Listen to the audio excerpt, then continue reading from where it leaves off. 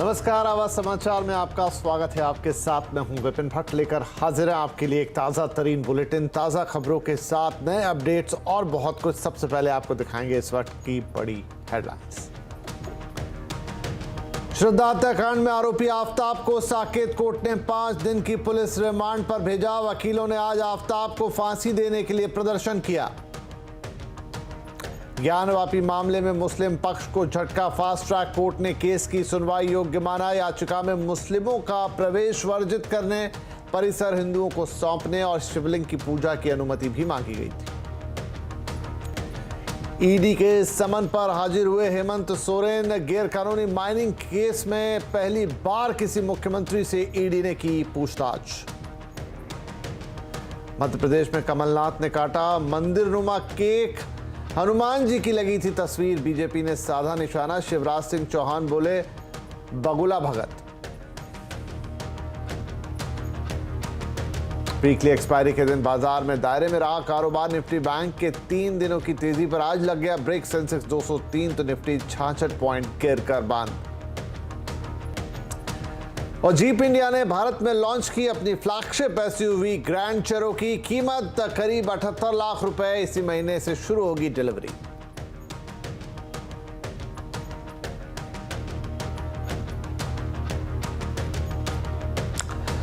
इन ढेर सारी खबरों के बीच शुरुआत करेंगे श्रद्धा हत्याकांड से, जहां मामले में आरोपी आफ्ताब की दिल्ली के साकेत कोर्ट में आज पेशी हुई। कोर्ट ने आफ्ताब को 5 दिन की पुलिस कस्टडी में भेज दिया है। इससे पहले कोर्ट के बाहर वकीलों ने प्रदर्शन किया और आफ्ताब के लिए फांसी की मांग की। श्रद्धा मर्डर केस की गुत्थी अभी तक सुलझ नहीं पाई है।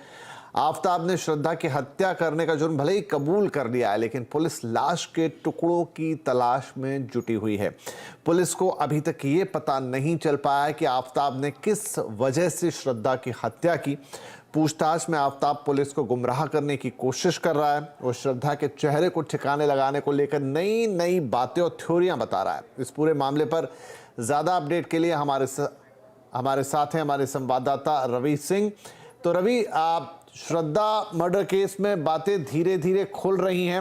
आफ्ताब रोज बयान बदल रहा है, पुलिस को भ्रमित करने की कोशिश कर रहा है और फाइनली अब उसे 5 दिन की कस्टडी में भेज दिया गया है। यहां से अब ये मामला किस तरफ जाता हुआ दिख रहा है?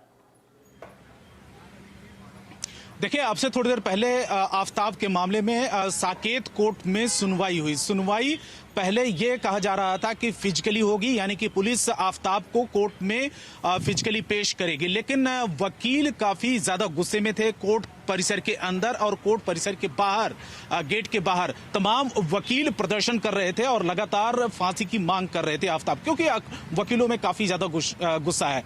ये इस तरीके के केस कभी कभार आते हैं और इस ना सिर्फ आम लोग बल्कि वकीलों में भी काफी गुस्सा है।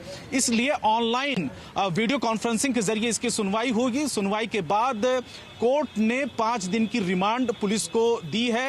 हालांकि पुलिस 10 दिन की रिमांड मांग रही थी। इस दौरान यह भी कहा गया है कि नार्को टेस्ट की भी इजाजत दी है और इसमें आरोपी आफ्ताब ने उसकी अपनी हामी भरी है, यानी कि हामी भरवाया जाता है कोर्ट के सामने और जिसमें जो आरोपी होता है उससे कंसेंट लेनी होती है।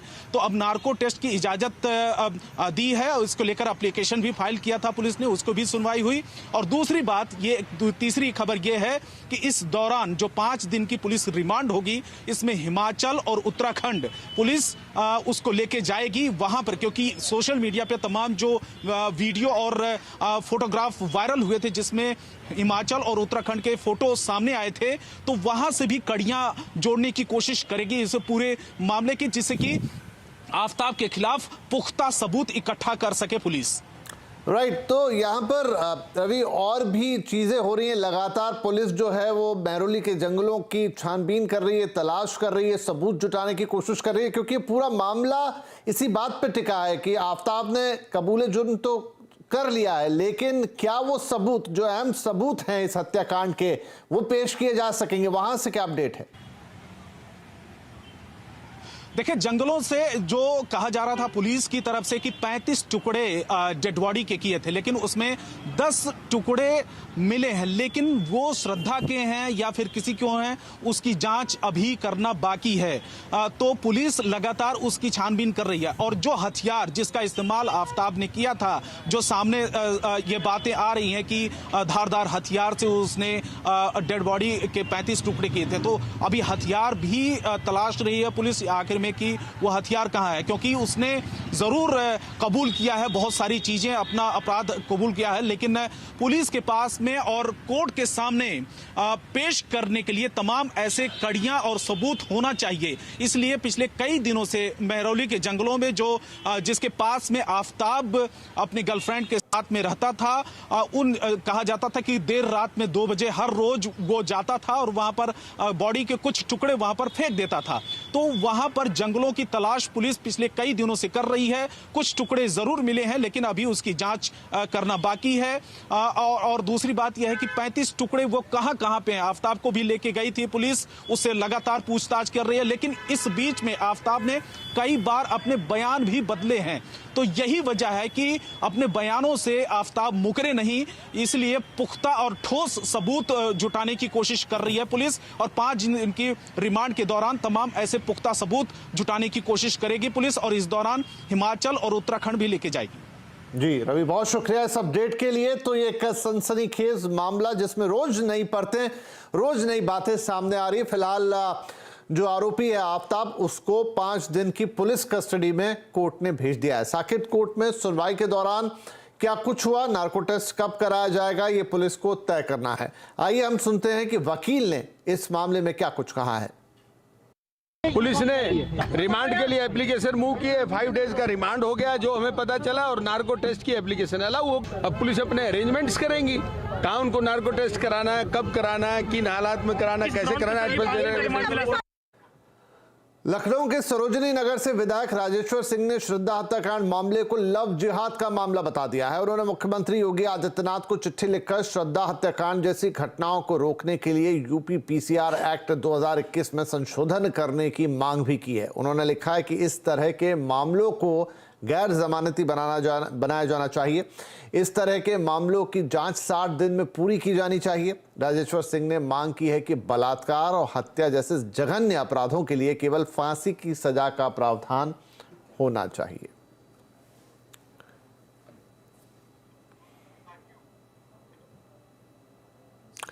चलिए अब कुछ और खबरों का रुख करते हैं। देश के इतिहास में पहली बार आज एक कार्यरत मुख्यमंत्री से ईडी यानी एनफोर्समेंट डायरेक्टरेट ने पूछताछ की।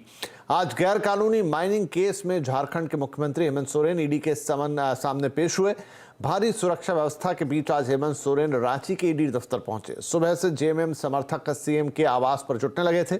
इसके अलावा ईडी दफ्तर के रास्ते में भी भारी संख्या में पार्टी समर्थकों का जमावड़ा दिखाई दिया।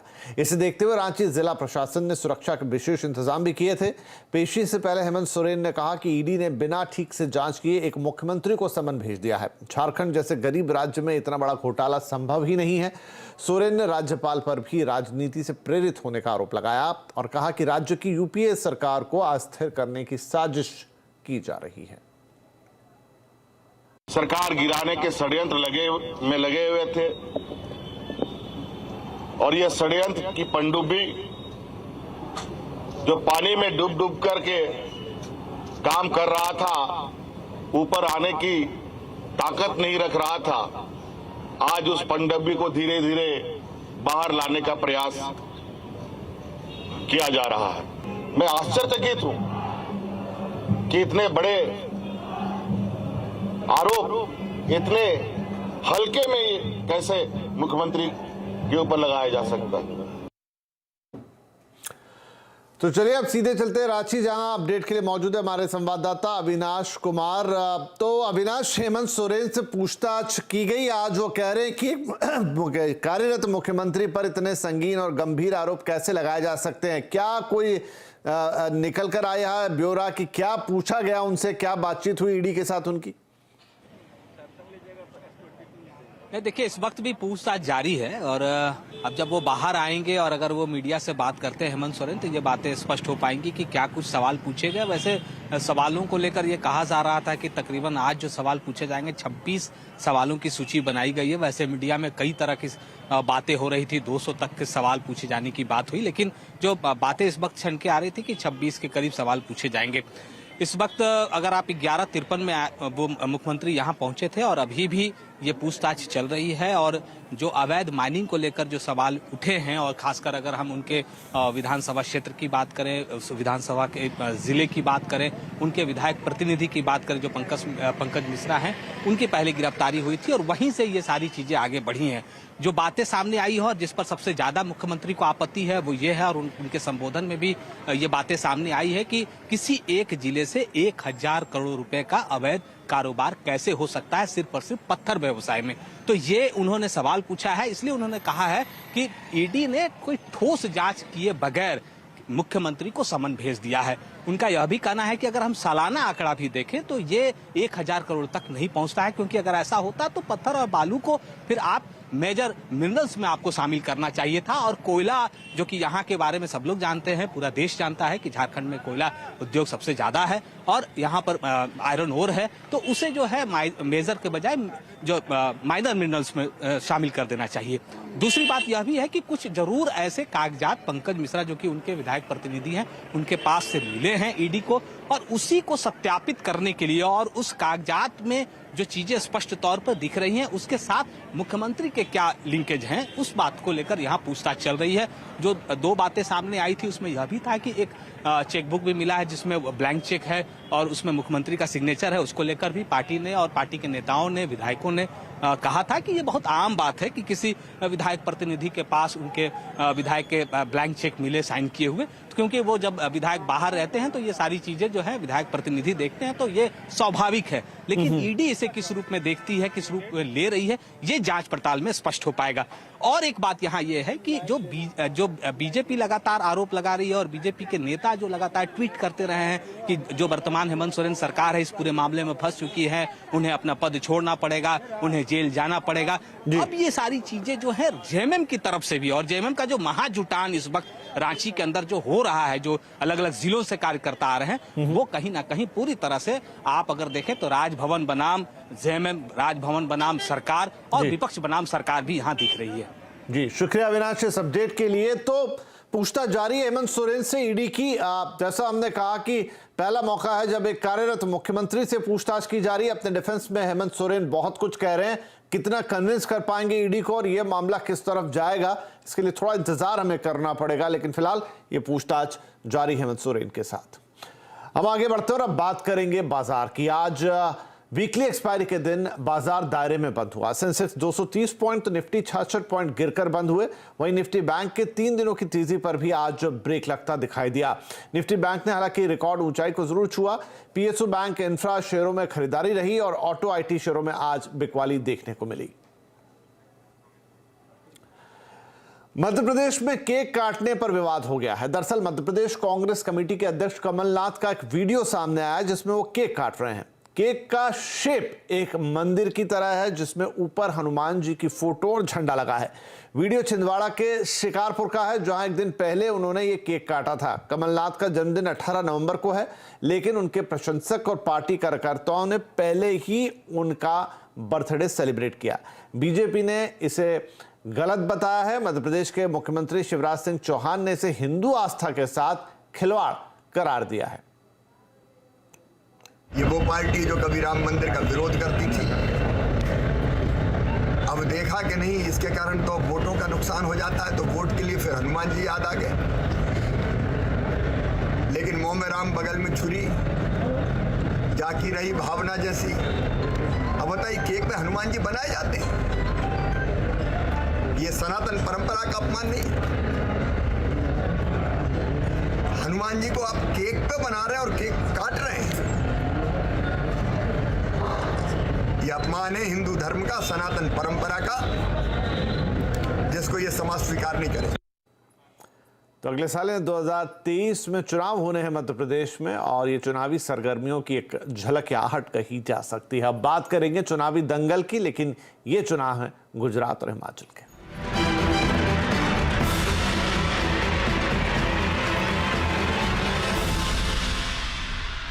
गुजरात विधानसभा चुनाव के लिए नामांकन दाखिल करने का आज आखिरी दिन है। आज बीजेपी के अल्पेश ठाकोर ने पर्चा भर दिया है। पर्चा भरने से पहले उन्होंने रोड शो भी किया। मुख्यमंत्री भूपेंद्र पटेल अल्पेश के साथ मौजूद रहे। इसके अलावा आज किन दिग्गजों ने पर्चा भरा, ये जानने के लिए चलते अपने संवाददाता केतन जोशी के पास। तो केतन, आज आखिरी दिन था नामांकन भरने का, कौन से वो बड़े चेहरे हैं जिन्होंने आज अपना पर्चा दाखिल कर दिया? देखिए, गुजरात विधानसभा चुनाव में उम्मीदवारी पत्र दाखिल करने का आज आखिरी दिन था और सभी उम्मीदवार, चाहे वो बीजेपी से हो, कांग्रेस से हो या आम आदमी पार्टी से, उन्होंने अपना नामांकन दाखिल कर दिया।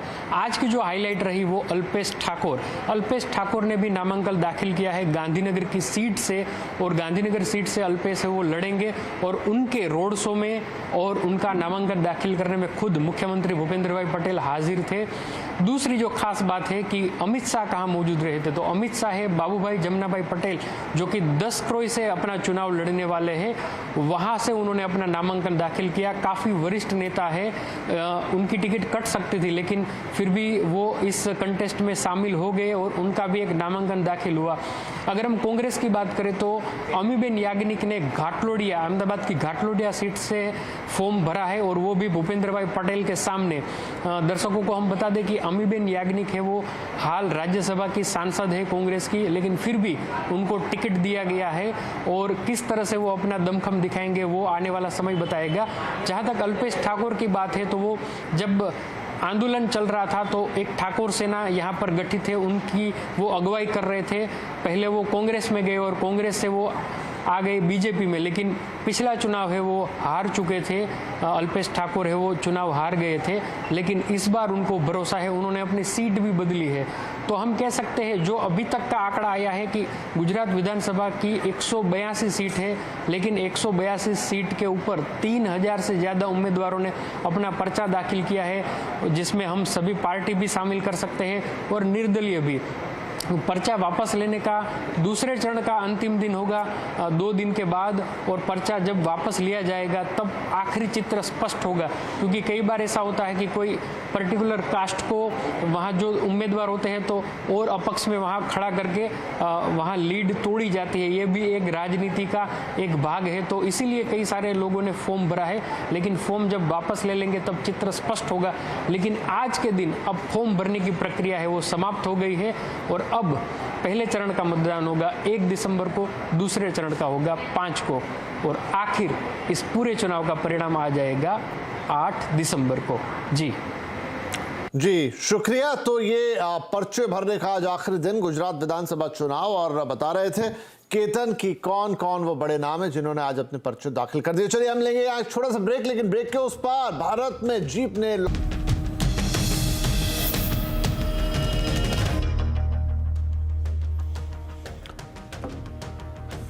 Welcome back. आप देख रहे हैं आवाज समाचार, और अब कुछ खबरें ऑटो जगत से। अगर आप जीप की flagship premium car grand Cherokee के शौकीन हैं तो फिर आपका इंतजार खत्म हो गया है। कंपनी ने आज भारत में इसको लॉन्च कर दिया है। इसमें 2 लीटर का पेट्रोल इंजन है और इसका पावर आउटपुट होता है 270 हॉर्स पावर का। इसकी एक्स-शोरूम कीमत 77 लाख रुपए तक जाती है, तकरीबन 78 लाख रुपए। कंपनी इसे भारत में ही असेंबल कर बेचेगी और दावा किया जा रहा है कि इसी महीने से इसकी डिलीवरी भी शुरू हो जाएगी। हमारे सहयोगी कुमार संजय बता रहे हैं क्या है इस नई ग्रैंड चिरोकी की खासियत। जीप इंडिया ने आज अपनी 5th जनरेशन वाली ग्रैंड चिरोकी की लॉन्च कर दी है, जो आपके सामने है। ये गाड़ी पहली बार 1993 में लॉन्च हुई थी और अभी तक पिछले 30 सालों में करीब 70 लाख गाड़ी बिक चुकी है, और इसकी जो एक शोरूम कीमत है वो है 77,50,000। इस गाड़ी की सबसे बड़ी खासियत है कि पहले मुकाबले बड़ी है, पावरफुल है और इसमें कई सारे एडवांस फीचर्स दिए गए हैं। इंजन की बात करें तो इस चिरोकी में 2 लीटर का इंजन है जिसका पावर आउटपुट है 270 bhp टॉर्क मत पूछिए, काफी शानदार है। और इंजन 8 स्पीड गियर के सहारे काम करता है। और इसके जो इंटीरियर हैं वो भी काफी पहले के मुकाबले एडवांस है। जो डैशबोर्ड है उसमें आपको 3 स्क्रीन मिलते हैं। जी हाँ, पहला है ड्राइवर डिस्प्ले, दूसरा है सेंटर के लिए और तीसरा पैसेंजर के लिए भी छोटा सा यहाँ पर स्क्रीन दिया गया है। और इसमें 360 डिग्री कैमरा, बड़ा सा पैनोरामिक सनरूफ, ड्राइवर डिस्प्ले और कंपनी का कहना है कि एक्टिव और पैसिव सेफ्टी फीचर्स मिला करके करीब 100 से भी ज़्यादा इसमें सेफ्टी फीचर्स दिए गए हैं। और इसी और बताऊंगा, इसमें कंपनी का कहना है कि 8 एयरबैग दिया गया। जी हाँ, और दूसरी बात, ADAS फीचर्स भी इस चेरोकी में आपको मिलेगा। और इसमें 33 कनेक्टिविटी फीचर्स दिया गया, यानी इसमें 4G कनेक्टिविटी फीचर्स दिया गया। और इसका जो ग्राउंड क्लियरेंस है वो है 215 mm और जो इसका व्हील है 20 इंच के व्हील्स दिए गए, यानी आप किसी भी रास्ते में इस गाड़ी को चला सकते हैं।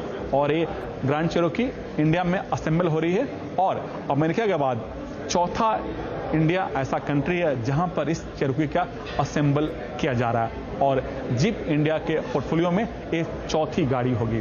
अब देखना होगा कि इस चेरोकी के दम पर जीप इंडिया अपने सेल्स नंबर को कितना आगे बढ़ा पाती है। चलिए, तो आगे ये नई ग्रैंड चिरोकी और डिलीवरी एक बड़ा कंसर्न है। कहा तो जा रहा है कि इसी महीने से शुरू होगी, लेकिन क्या हर चाहने वाले को मिल पाएगी, सवाल रहेगा। आज नेशनल एपिलेप्सी डे है। एपिलेप्सी यानी मिर्गी के बारे में पूरी जानकारी जरूरी है, तो आज का कंज्यूमर अड्डा इसी को समर्पित है। 5:57 पर एपिलेप्सी लाइलाज नहीं। जरूर जुड़िएगा हमारे साथ। तो इस बुलेटिन में फिलहाल इतना ही, लेकिन खबरों का सिलसिला लगातार जारी रहेगा CNBC आवाज पर। और बस एक क्लिक पर आप हमारे सोशल मीडिया प्लेटफॉर्म से भी ताजा अपडेट ले सकते हैं। नमस्कार।